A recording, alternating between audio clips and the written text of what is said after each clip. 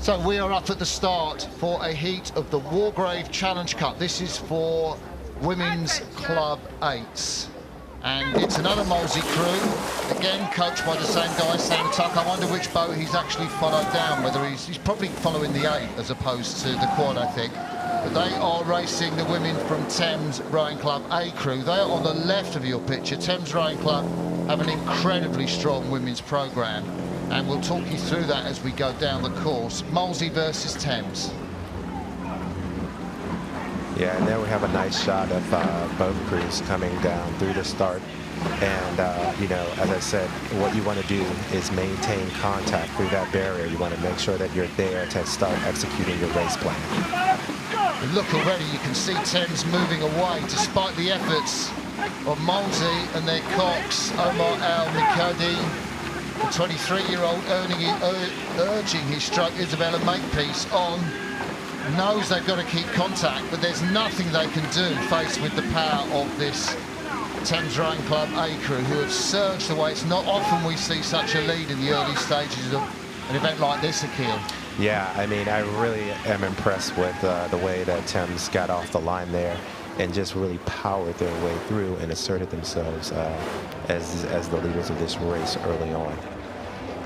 So I think their coach, Tom Mack, will have kind of said, you know, go off the start phase, get into a good rhythm, but it looks to me like they've even dropped it below race pace a bit, I think. Looking at the big 6 woman there, that's 1, 2, 3 back from the stroke seat, Olivia Rogerson. And I really like what she wrote in her bio. She said she's consistently inspired by the 60+ incredible women. That's the number of women at Thames we now have in the squad, all of whom juggle their full-time 9-to-5 jobs with training hard whilst creating a fast, happy and supportive environment. And the 26-year-old has really explained, I think, why the A crew, the top of the pyramid for Thames, and we're back live now. Thames Rowing Club on the right, Molesey Boat Club on the left of the picture. That's why Thames are so successful. There is Helena Barton, the bowwoman, 26, Georgie Haynes, 28, in front of her, Sarah Portsmouth, 21, Abigail Pope, the 24-year-old, Anna Sharp and Ollie Rogerson, the 5 and 6 seat, won the Wargrave in 2022, breaking all 3 records. What will they do this year? So Thames the holders, I think. Emmy Crocker and Darla Matthews, 7 and stroke, and Antonio Stusser, the cocks. Yeah, and here we have a shot of that Molesey crew. And, you know, looks like they're still giving it their all. You can see the pain on 5 seat, April Lemon, who learned to row at St. George College in Newcastle. You know, they've gone out, they're giving it their all, but that Thames crew has just overpowered them in the beginning of the race, and they just were never able to get back into it. Yeah, they're really just down below 30 strokes a minute, and I guess a racing rate for, you know, women's 8 will be around 35, 36, 37. You see the Romanians come down at 40, but they're an exception.